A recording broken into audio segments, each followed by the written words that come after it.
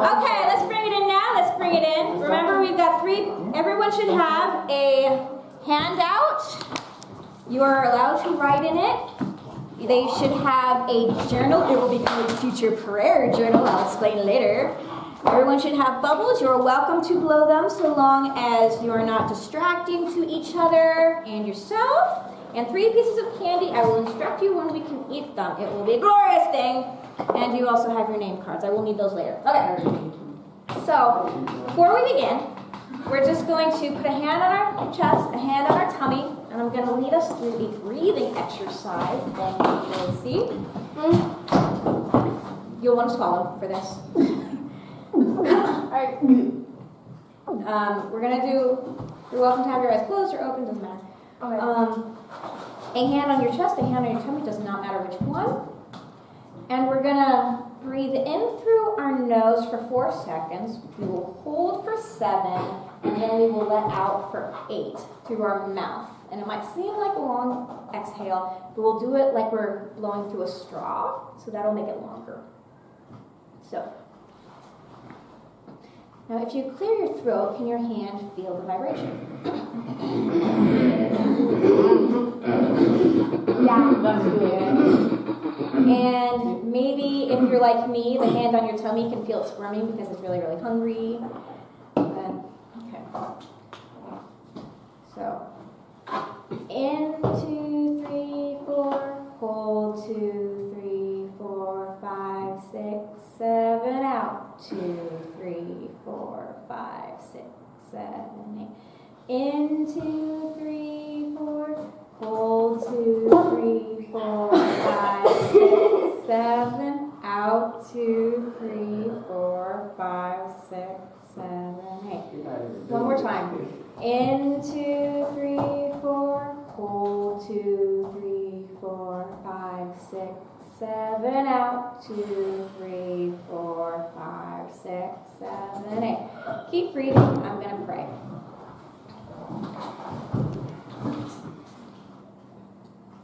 Jesus, thank you so much for this chilly, frosty Saturday. Thank you that we're able to be here together. Thank you that we made it safely. Please be in this workshop and in the other one next door, and the grown-ups next door.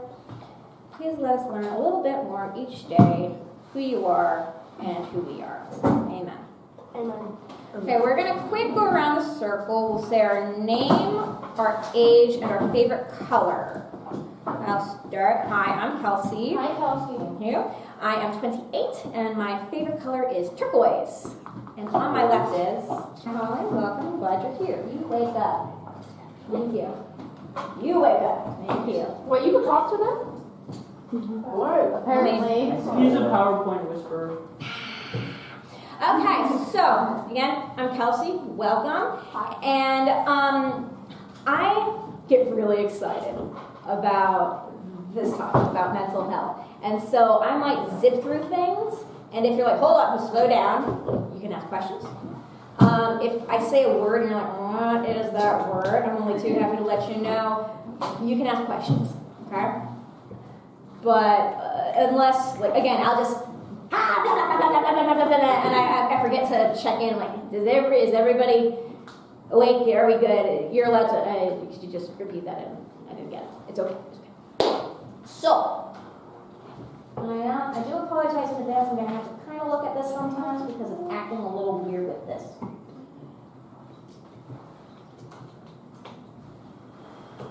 Now, case in point. Come on. Excuse me.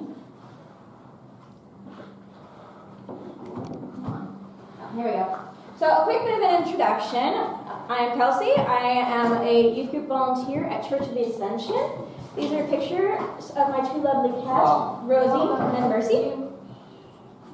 I'm a student at Pittsburgh Theological Seminary, getting my master's degree, and I'll be then getting my doctorate at Trinity School for Ministry. My area of focus is self-harm or cutting, and burning and pinching and everything else that goes along with that. I'm an American Sign Language interpreter professionally in my copious free time, and you'll see a lot of that when I start talking about things. Yes, Eva? Copious means so much. Okay. When an adult says my copious free time, it's a Yeah, snarky yeah, joke right. saying I've got no time, but this is what I do with it. I have 2 cats, Mercy and Rosie. I have a niece and nephew who are the love of my life. I've got 2 godchildren who are also, and 0 boyfriend. All right. Thank you. So this is my drive-by testimony why I care so much about mental health. This is a picture of me the day after my failed suicide attempt. I was a freshman in high school, 14 years old, and this is me, smiling for the camera. You cannot tell, I'm so pissed off that I'm alive. I'm so mad. At the time. I do not have a lot of time to get into it, but basically, my family has struggled with addiction and mental health for generations, and it's not something we talked about. And so I thought I was crazy, and I was not equipped to deal with the things that was going on inside, and I did not see any other way out except to kill myself, and I couldn't even do that right. That was almost exactly 14 years ago, so half of my life now is post-failed suicide attempt, and it's really, really great. And immediately after that, I met God, and everything was perfect, and I never had any problems ever. I know! But so often we think, while Jesus is working in my life, everything should be great. Nothing should bother me. That's what I thought, mostly because that's what was modeled to me. You would meet somebody, you'd go to church, people who've known you your entire life, and how many of you have had this conversation? How are you? Great. How are you? I'm good.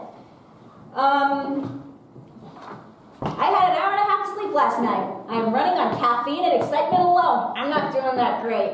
But if someone asks me, it's like, awesome, how are you? And this is what we've been conditioned to say, including and especially around the church and our teachers and people who care about us, like Larkin. Who is the guy next to you in the photo? That is my older brother, Sean. He gets his coolness from me. He and his wife have my 3-year-old nephew, and they are soon expecting a niece, obviously to be named Kelsey Jr. They laughed at that. No. I don't know. I tell all my friends anytime they're expecting a baby Kelsey Jr., and they're like, yeah, we'll think about that for our son. Yeah, Kelsey is your boy, their son. It's just a joke. So after my failed suicide attempt, and I thought, well, I'm a Christian now, everything will be perfect. Well, I was anorexic from 15 to 16. I almost got put in the hospital because I went on a hunger strike and wouldn't eat for about 8 days in a row. I was a self-harmer. My method of choice was cutting and burning my arms and legs from 16 till 19. And when I was 19, I messed up my legs so badly that I was put in a wheelchair for a while. And when I finally started to walk again, I had to be in physical therapy for about 4 years because the muscles had atrophied so much. Atrophy means they've gotten so weak from an injury or not being used that they just can't hold your weight. You need both legs, and one leg was trying to do everything, and I kept collapsing. And I had to do physical therapy for about 4 years. And I still limp a little to this day. That was 9.5 years ago, almost exactly, and the only reason people can't really tell that I limp is I bounce so much, probably because of coffee. So all of this, needless to say, I have depression. Right now? And, yeah. And I'm going to be talking about these things generally in a lighthearted tone. I'm not poking fun. But also, it can be really, really hard to talk about these things, which is one of the many reasons. We've got bubbles. We've got candy, which we will have later, I promise.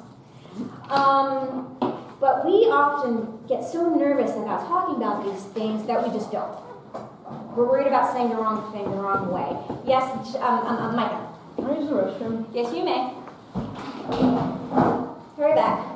But we often get so worried about saying the wrong thing or not being believed or taken seriously that we don't say anything at all. And most of my problems could have been dealt with a lot more pain-free and a lot less physical therapy and a lot more food if I learned as a child to talk about what was going on. And we'll get more into that later. So depression, anxiety, I'm 28, I still struggle with these things. And it's not a shameful thing. We will talk a bit more about that, but I also get panic attacks, I have a sleeping disorder, and other stuff too. But because of all these things, I care a whole lot about mental health. Mostly because if you might notice, this almost killed me, this almost killed me, this almost killed me, this tries every day to kill me. Basically, I had a choice, and many of us, maybe some of you guys in the room, are going to have to make a choice. Am I going to address my mental health and learn to take care of it, or am I going to let it kill me? Some people don't have to worry about that. In a second. Some people don't have to worry about that, but some people who are more prone to depression and anxiety do need to make a conscious decision. Very similarly to a diabetic needs to make a choice. Am I going to eat healthy, or am I going to eat things that could legitimately put me in a coma? Yes, Larkin? What is anorexia again? Anorexia is an eating disorder with depression where you don't eat. There's also bulimia, which is where you throw up everything you've eaten. And there's also overeating, where you just eat your feelings nonstop. It's similar-ish to you've had a rough day and you want ice cream, which in and of itself is not bad. But it's like if every time you have a bad day, you need to have cake or pasta or pizza or whatever. It's basically, it becomes a problem when you use food or lack of food or lots of other things, when you use them as the means to deal with your emotions instead of in a healthy way. Does that make sense? No. Good question. So all these are reasons why I care a whole lot about mental health. Come on. Now, like I said, we've all probably learned about, negative stigmas attached to mental health. Stigma is like a stereotype. One of the biggest things we keep hearing is, it's all in your head, or it's for attention. You're too young to be dealing with whatever it is you're dealing with. And loads of people have it way worse off. Why are you complaining? And basically all this equates to the implication, sometimes specifically saying, you're making it up. That is a very prominent negative stigma that unfortunately is kind of running this country. Well, it's actually two weird extremes. There's a you're making it up, or there are people who kind of romanticize depression, saying, oh, it makes me deep, or whatever, I don't know. But they're the two extremes, and neither of them are particularly healthy, because neither of them address what's going on or how to take care of it. And by take care of, we don't mean get rid of it. We'll talk more about that. Unfortunately, there's also a bit of a negative stigma in the church attached to mental health. These are all things I heard when I was growing up, and actually still as an adult. One of them, and this is all well-meaning, but it's sort of like, your dog gets hit by a car and someone says he's gone to a better place. It's like, did you bring food or not? One is, if you trusted God, this wouldn't be happening.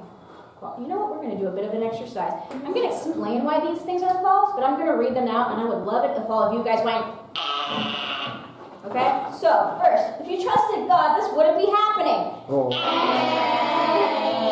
God must have a reason for this. It'll all be worth it in the end.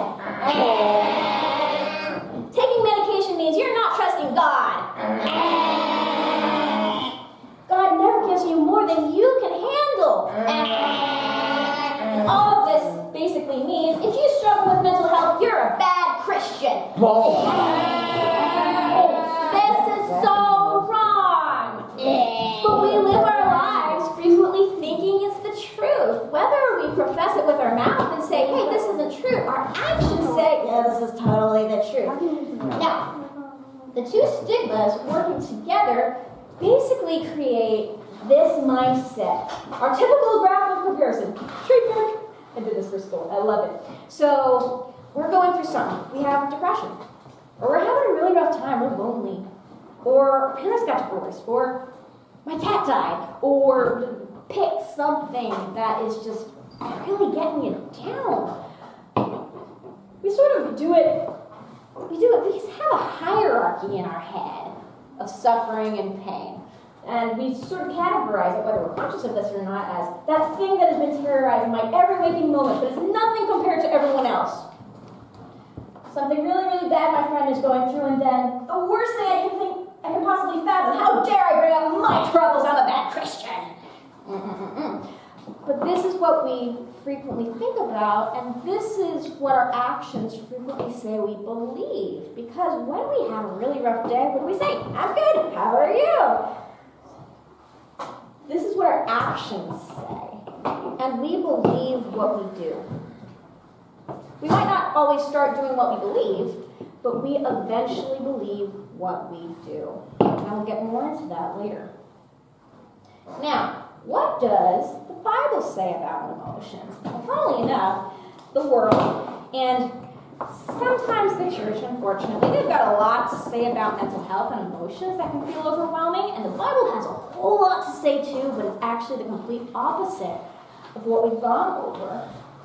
They actually talk about, like in 1 Peter 5, verse 7, it says, cast all your anxieties on the Lord, for he cares about you. It doesn't say, don't talk to God with your menial problems. He's busy making the universe spin. Suck it up, loser. It does not say that. It says, cast your anxieties. It's expecting that you have them. It's not shaming you for it. Another one, very similar. Come on. Therefore, do not be anxious about tomorrow, for tomorrow will be anxious for itself. Sufficient for the day is its own trouble. Matthew 6, verse 34. This thing is basically saying, Jesus said this, and basically he's saying, hey, tomorrow, it's probably going to be really rough. That sucks. I'm not saying don't worry about it. I'm saying you've got enough on your plate today. Why go through tomorrow twice?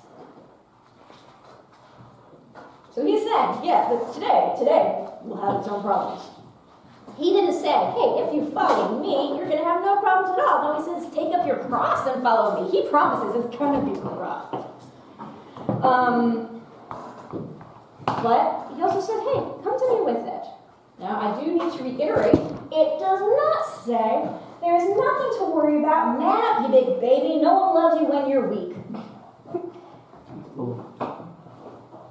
God never says that. And he never implies it. And he never means it. What? Ah! No, never. Never say never. Never. Come on. Sorry, there's this weird delay. Not only Jesus, there's so many emotions in the Bible. One of my favorite books is the book of Psalms because it brings out my inner diva. King David writes, my soul is in deep anguish. How long, Lord, how long? Bear in mind, this guy's a king. Not all of his psalms were said when he was sitting on the lap of luxury, but this guy, he says, turn, Lord, and deliver me. Save me because of your unfailing love. I am worn out from my groaning. Are we good? Are we able to pay attention while doing bubbles? I'm worn out from my groaning. All night long I fled my bed with weeping and drenched my couch with my tears. Honestly, sometimes same. And it's like, this is a grown man who is identified as being so near and dear to God, and this is what he talks about. This is how he talks to God. It is so cool. Another favorite one. Come on. My heart is in anguish within me. The terrors of death have fallen on me. Fear and trembling have beset me. Horror has overwhelmed me. I say, oh, that I had the wings of a dove. I would fly away and be at rest. Psalm 55. And often I would read those things thinking, drama much? Cool motor, until I was going through an old journal entry and found this little gem. Me, May 2012. God, could you please knock me unconscious now? I don't want to hear my thoughts anymore tonight. I'm so tired and discouraged. Renew my soul. King David, eat your heart out. Oh, Psalm Master. Exact quote. So basically, David and I have a lot in common. But it's okay to talk to God like this. This is very raw. This is very honest. And again, he says, come to me, all of you who are weary and heavy burdened, and I will give you rest. He doesn't say, wait until you're articulate, wait until, you learn to put things in perspective. He says, come to me now. Try this bit of...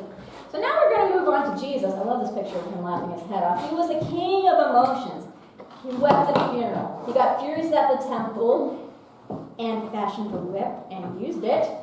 He was anxious and afraid. He was moved with compassion. He was accused of being too joyful and not serious enough by the Pharisees. He was having lunch. Let's bring it back into your personal space so people behind you can see. Thank you. Come on. Sorry, there's a bit of a lag here. He loved fun and clearly had a sense of humor because children were drawn to him. He secretly supplied the really good wine at a wedding. He freaked out his disciples multiple times by walking on water, and he nicknamed his most wishy-washy, unreliable friend Rocky. Seriously? Peter means rock. Yeah. Well, I thought that was because he was really strong. He would eventually. It was like, I mean, No, I thought- fisherman was strong. I thought it was because like he was like the rock of the church, kind of. He eventually became that, but he was originally called Simon, and then Jesus then said, from now on you will be Peter. And then Peter kept saying, I will never fail you, I'll do this, I'll do that, and just throughout the Bible, especially in John, the book of John, we see Jesus constantly saying, cool it, you're talking out of your butt. It's like, just simmer down now, you're being wishy-washy, you're saying more than you can handle. And then he denied Jesus 3 times, and then went into hiding, and then he became the cornerstone of the church, but not before being one of the most wishy-washy, and I bet the disciples never let him forget it. It's like, so this is Jesus, the ultimate model of what it means to be a human. He was so emotional. He had a range of emotions, and he cares about ours too, and for our health. One of the things that is so cool to realize is Jesus saved a woman of a sickness and raised a little girl from the dead on the same day. He didn't discriminate. He didn't say, listen, woman, I know you're bleeding, but this kid's dead. She kind of needs me more than you.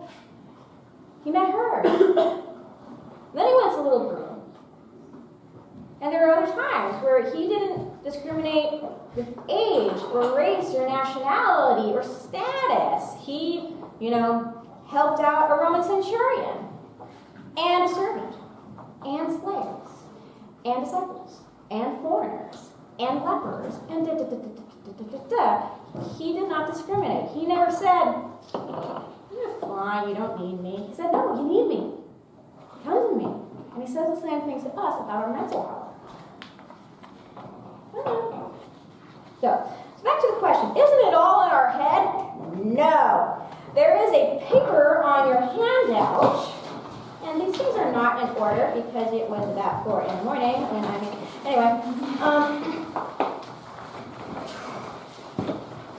Eva, what is the significance of a 3-legged stool?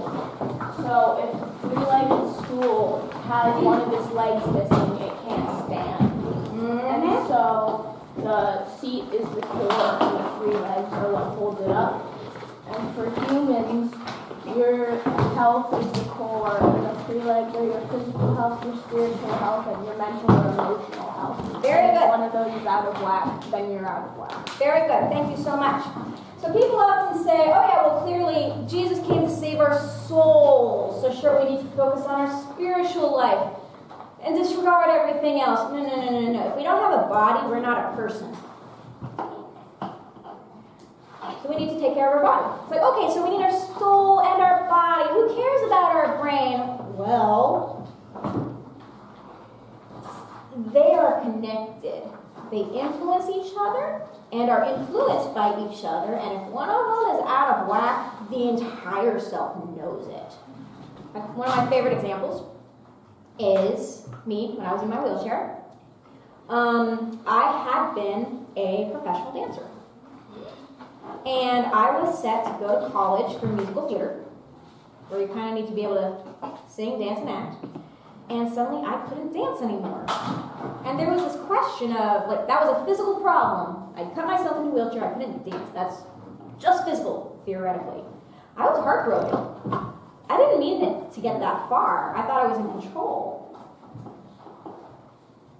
So the heartbreak, that's a mental emotional thing, as well as the tendency to be an addict. And the reason I started cutting in the beginning was a mental thing. But also then it's like, wait, God, how could you let this happen? I've been cutting for years. How could you let it get this bad? That's a spiritual question right there.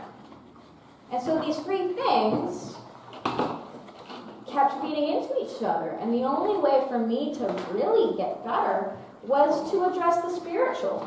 Does God love me even when this happens? People are saying God never gives you more than you can handle. I can't handle this. It's okay. So, we have a responsibility we have been given ourselves to take care of. Yes, our parents have some responsibility too, but we are the main person responsible for taking care of our whole self.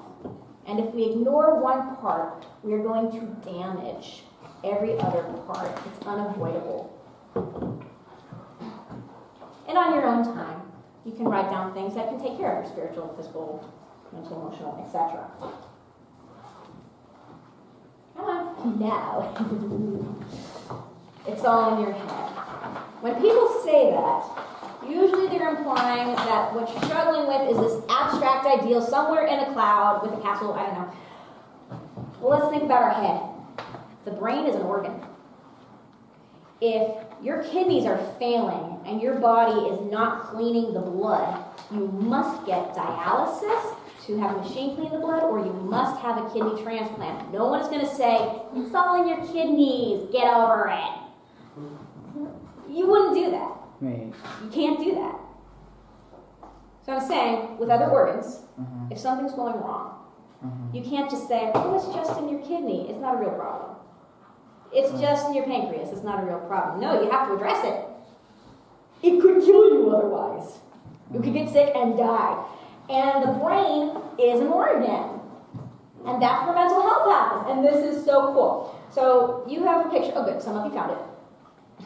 The thing I'm going to be talking about is called neuroscience. Neuroscience. Neuro? Brain. Neuro? Brain. Yes. I'm teaching you long words, so repeat after me. Neuro? Science. Science. Neuroscience. Neuroscience. The study of the brain. Neuroscience study of the brain. Very good. So, on our left side, I did not draw this picture. I'm sorry. I set it up though. On the left side, we have the left brain. Left, L for logic and language and logistics, and the right hand. The left brain is the thing that says, we're going to this conference. I will need to get dressed. And then I will need to bring my Bible and a notebook. Which one shall I go to? The left brain makes plans. Left brain makes to-do lists, and left brain is in charge of talking and understanding language. Right brain, as maybe you can see, right brain, creative. See what I did there. Right brain loves music and art and creates art. Right brain cares a lot about feelings, specifically my feelings. It is most likely to call anybody fat because me. It's very sensitive, and it comes up with great ideas, and it's emotion central, and also very connected. It's also where we tend to become addicts because it cares a lot about instant gratification.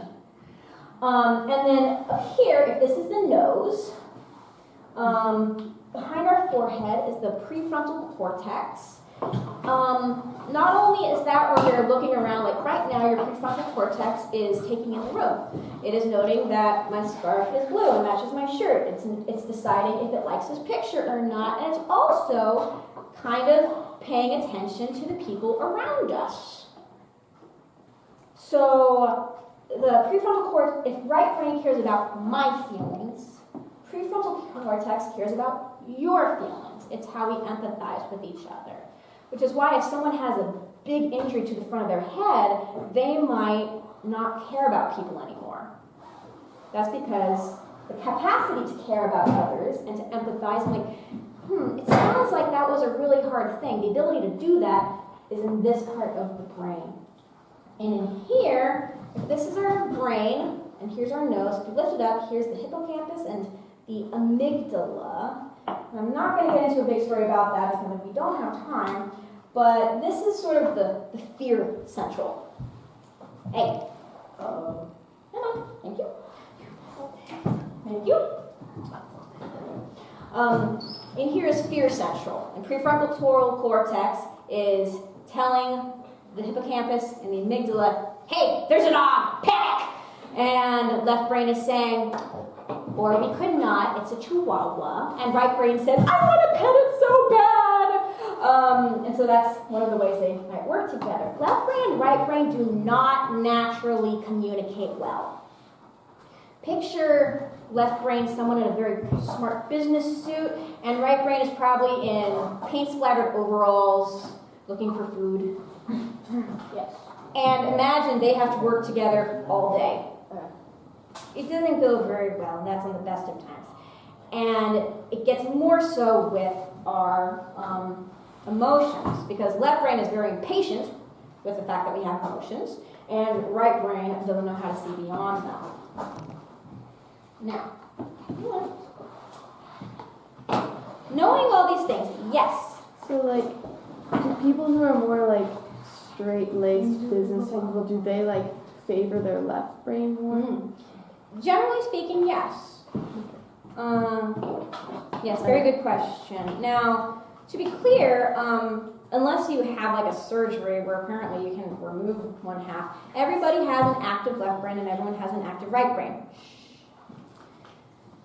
We tend to listen to one side more than the other, which can cause a lot of clashing. But there are ways, and we'll get into it, there are ways that we can actually make them work together better and we become more well-rounded and healthy. So that's a very good question. Knowing all this stuff, I propose a new way of looking at our pain. Rather than, the typical graph of comparison where we have my thing that is ruining my life, or else rather than looking at the thing that is ruining my life compared to the worst possible thing, how dare I have a problem, instead I propose, and I know that this might not be instinctive for many people, I had to work very hard for years on this, but instead we could look at it like, this is what I'm going through and it sucks. It's really hard. And I need a lot of love. This is what you're going through and it sucks. It's hard. And you need a lot of love. And this is everybody else. Guess what? It sucks, and it's hard, and they need a lot of love too. If you keep comparing your insides to other people's outsides, you're going to drive yourself nuts. Is anybody on Facebook? Only one? Okay. Facebook is this magical land online. Sorry, it's on the line, the Facebook. And you scroll through it and you see the happy pictures. And you see the happy couple. And you see the one selfie that the person felt looks good. You don't see the hundreds of selfies that did not make the cut. You don't see the fight. You see the best that they are choosing to present. And you're comparing that to what's going on inside. The ugly, the hurting, the confusing, the everything. You're comparing that to Photoshop. And we're killing ourselves trying to make our insides match an altered photograph.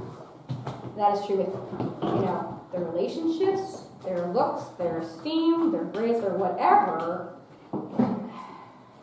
We're hurting ourselves doing that.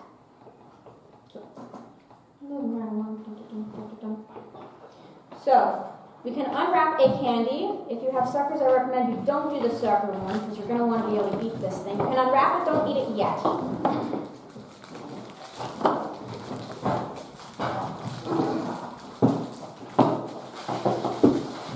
The first bit, this is the thing to remember, and we're going to say it together out loud twice. Ready? Great. We compare our insides with other people's outsides, but there is a God who knows our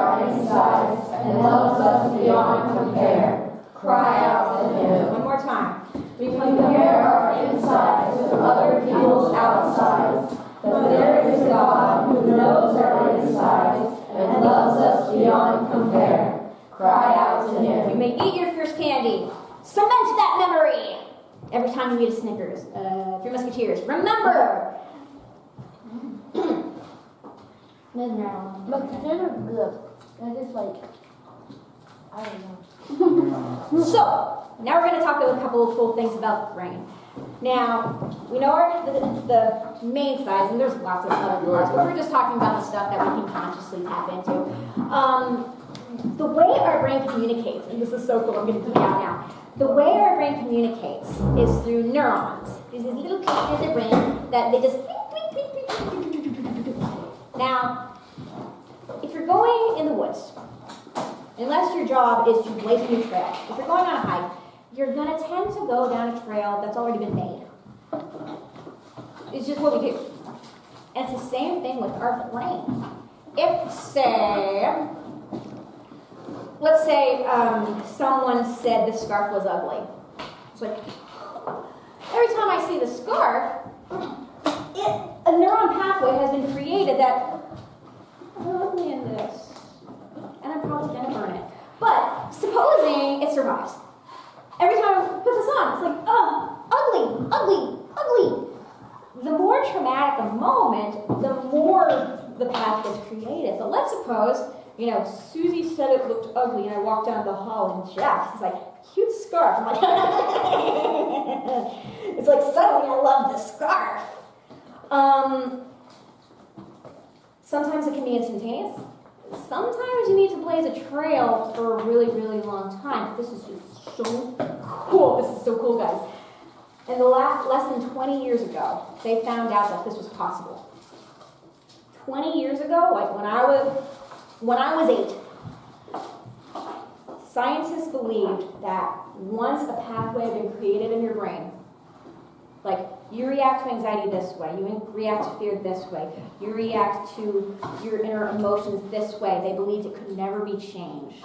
But they've been realizing through the latest scientific discoveries that you can train your brain to rewire. Did that make sense? Mm-hmm. Okay. It's hard. It takes very conscious work, but you can do it. And you can do the same thing with your depression and your anxiety. Now, I don't mean you can get rid of it. What I do mean is you can take care of it in a way so it does not destroy you.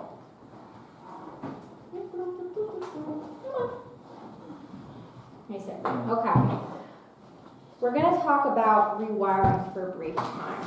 So the candies you ate, what candy did you have? Twix. Yeah. It's very possible that from now on, whenever you have a Twix, you'll remember something about not comparing your insides to other people's outsides. Maybe not. But it is very, very likely that for a while, from here on out, when you have that candy, your brain will remind yourself, hey, my inside struggles aren't the same as the best that people present. Maybe I don't have to compare myself to that. And that is part of the rewiring. And we can do that with food, with the time of day. We can dedicate things like a snap of the finger. People at my youth group might often see me walking around a snap, snap, snap, snap, snap, snap, snap. And that's because I've dedicated this finger to God for my anxiety. Many of us might struggle with panic attacks. And when we get anxious, we have our panic attack, but we can sort of start noticing the sneaky hate spiral beforehand. I think many of us have this very negative voice in our head. It's just, you're ugly, no one loves you. And it can just go, and that's the panic attack. But sometimes we can recognize it over here. And the older you get, the more often it happens, the more like, oh yeah, there it is again, the sneaky hate spiral, the nasty voice. But if you notice it over here, you can actually train yourself saying, you know what, God loves me. He already died for me. No take backs. And by doing that thing, by physically reminding yourself of something very, very important, a Twix bar, a snap of the finger, it is 2 o'clock, time to remind myself that God loves me, you can rewire your brain and how you address anxiety and depression and addiction and whatever else is going on. It takes a while, but know you can do it, and it's really, really cool. How are people doing? Yes. Can I trade my 2 candies? Not yet. Oh, wait, trade them? Yeah, sure. You pass them down? Okay, now, let's ready, set, breathe. The breathing technique I had you guys do at the beginning is really, really nifty. It triggers the parasympathetic nervous system. Sympathetic nervous system. Parasympathetic nervous system. Very good. That is a part of our brain that says, time to freak out! And the breathing tells it, chill. You don't do this when you're driving because the brain has the heart has no choice but to slow down a little. And the blood pressure has no choice but to drop just a little bit. Many of you have been blowing bubbles. A quick intake of breath and a long exhale. What does that remind you of? Big bubble. Hopefully, it's very similar to the exercise. The reason we take the pause is so we don't hyperventilate. But little things like blowing bubbles can directly influence your heart organ, which can then influence the brain organ, which can then release those happy feel-good chemicals or the calm down chemicals, and then you can further address your problems. Now,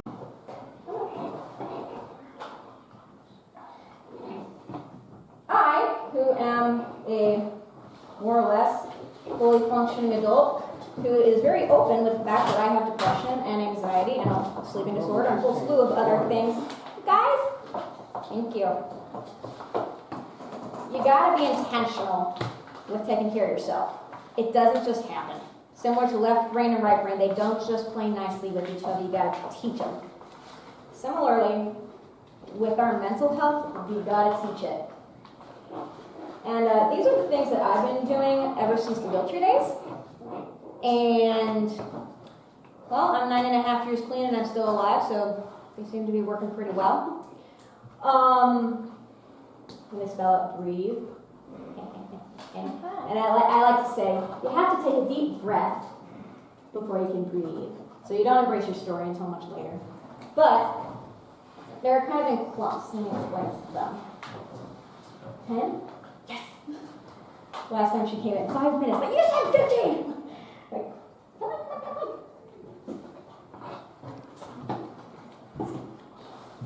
Well, this is choosing whether or not to play nice. Do any of you guys have questions at the moment? Yeah. Does your sleeping disorder like keep you up at night, or is it like you have nightmares? Nightmares. Oh. Why are you not working? I just have I don't even dream. Okay. You don't dream? Yeah. I have dreams. So I don't. Turn orange to white. Oh, here we go. So the first two go hand in hand. Believing in a God who loves you and can heal, and then rehearsing this belief through prayer command for don't you dare switch. You switch. Lag. What? Come on. There we go. Hey. Sorry. Yes. Can I go to the restroom? We've got 10 minutes. Can you wait? Yeah, but I like really need to. All right, hurry up. Believing in God who loves you and can heal, and rehearsing this belief through prayerful mantra. It's not enough. Hey guys, the condition is if you're able to play with the bubbles without distracting each other, and that includes me. It's not just enough to think, yeah, I believe in God and He loves me, He can heal me. You have to train your mind and your body to repeat that. And there are ways you can do it. This is one of my favorites. Anytime I think, God doesn't love me, He died for everyone else except for me because I'm extra unspecial. Well, He already died for me because He loves me so much. No take-backs. Same thing with you. He already died for you and came back. I gave you the bubbles. I already gave them to you.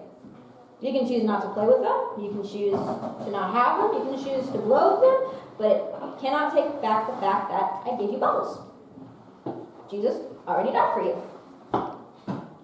You can have your mantra, you have something you tell yourself, and maybe snap your finger in as you train, saying things like, I've not come this far just to come this far. Or a Bible verse, like where Jesus says, surely I'm with you always to the very end of the age, reminding yourself, hey, God is with me like all the time, and I can talk to him about my stuff.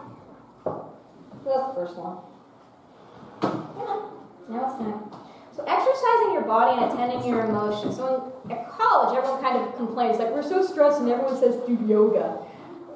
Well, things like exercise, especially things like yoga, art and music, journal, prayer journal. These are, you were all given a prayer journal for you to take home. These things get your body and your brain talking to each other.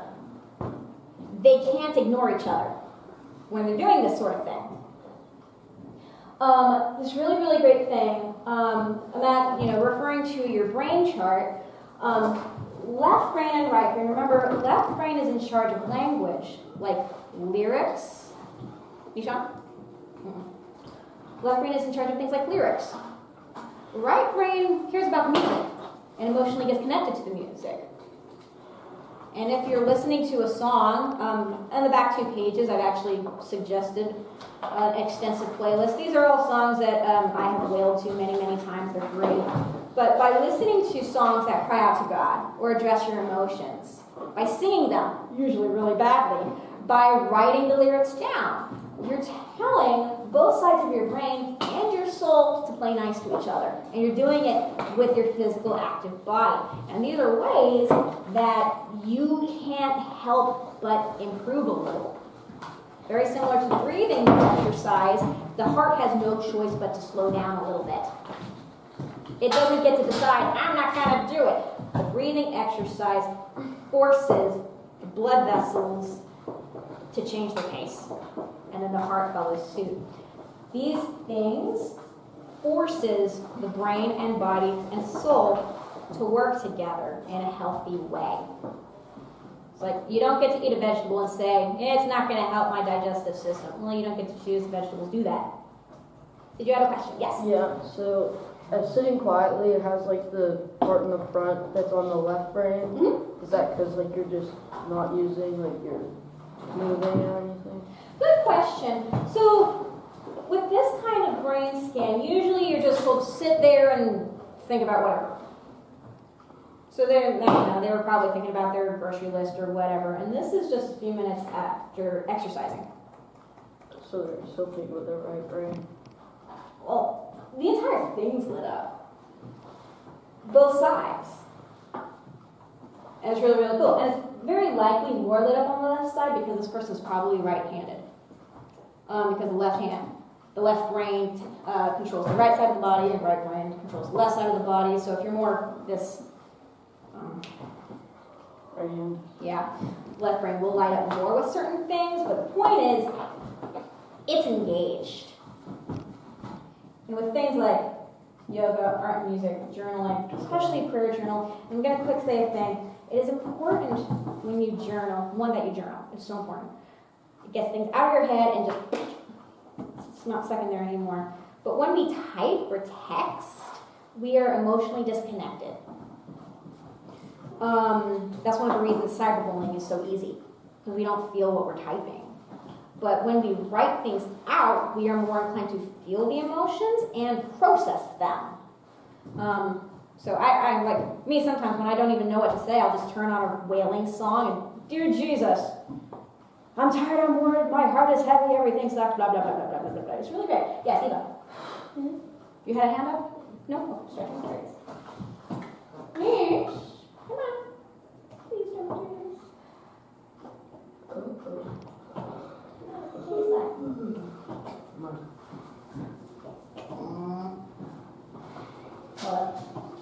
Any questions at the moment while I make this thing work? Here we go. Go back. Were you popular? No. Did you have friends? I did. But I was also a pretty lonely kid. One of the tricks of depression depression, anxiety, and just things in general is we often feel like we're the only one of our kind. Because we compare our insides to other people's outsides. And so I saw the nightmares, I saw the loneliness, I saw the feeling that I was worthless and ugly and unloved, and I saw that compared to like my friends at choir or at church or youth group or wherever, and they seemed fine. And so I thought not only was I broken, but I was probably crazy and a freak. And when we believe these things, we tend towards isolation. And that just further emphasizes it. Yes. Did you stay to yourself? Sorry? Did you stay to yourself? Often I was pretty shy. I talk a lot, but I'm marginally shy. Extroverted, introvert. Introvert. Very introverted. What is that? Introverted and extroverted. Introverted means you recharge by going away alone by yourself. Extroverted means you recharge by being with other people. I'm like an extrovert, like a social introvert. Yes, that is the correct term. We're a weird batch. Yeah. Good question, good question. Okay, so you can unwrap the candy, don't eat them yet. One or two. One. For mental health, mental and spiritual health, we have to talk to other people. One of the things we frequently get stuck into believing is we're only loved if we help other people. I was the go-to friend. My friends came to me all the time with their problems, and I thought, well, they love me because I'm happy, and they won't love me if I'm not.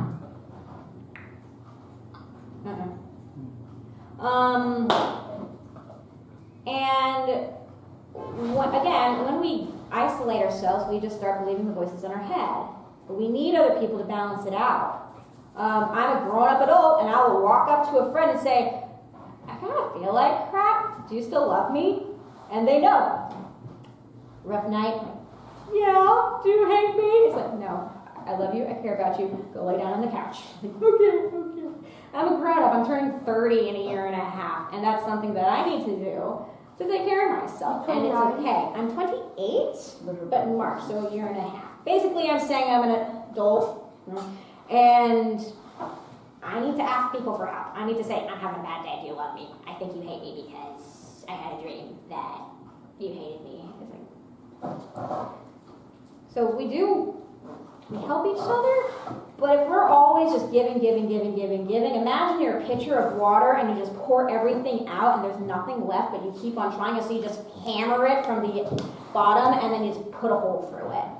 That's what happens. We burn out. We need to open ourselves up and allow other people to show that they love us. And half the time, because we're all pretty clueless, we sometimes need to just blatantly ask. And it's okay. Some people will think it's weird, but others will like how? I didn't even realize that was an option. Yeah, I love you. Do you still love me? Because I'm really insecure about things. So, and if the first person doesn't answer, move on to the next person. The first person I told about my anorexia didn't believe me. Nor did the second or third. If I'd stopped at number 3, I would have died 13 years ago. I would have starved to death. But I kept on asking. That's the next big point. If you need help, scream until someone hears you. You didn't? Okay, moving on. And it doesn't mean, if they don't get it, it doesn't mean that you're unlovable. It means that they don't know how to deal with their own stuff, much less another person's. Alright? If someone doesn't hear you, if someone doesn't care about you, there's so many different factors in play. Do not think, well, this means I am unlovable. No, there's lots of stuff going on. So take out your candy. We're going to repeat this mantra and then move on. Everybody got your candy? All right. We'll say this one 3 times together. Ready? Go. We can't do this alone, and we can't be the only helpers. It isn't selfish to need help, it's human. If you need help, scream until someone hears you. Again. We can't do this alone, and we can't be the only helpers. It isn't selfish to need help, it's human. If you need help, scream until someone hears you. Last time. We can't do this alone, we can't be the only helpers. It isn't selfish to need help, it's human. If you need help, scream until someone hears you. Thank you. Eat your candy. Someone get Leon. Okay, we're right. Now, why did you do this to me?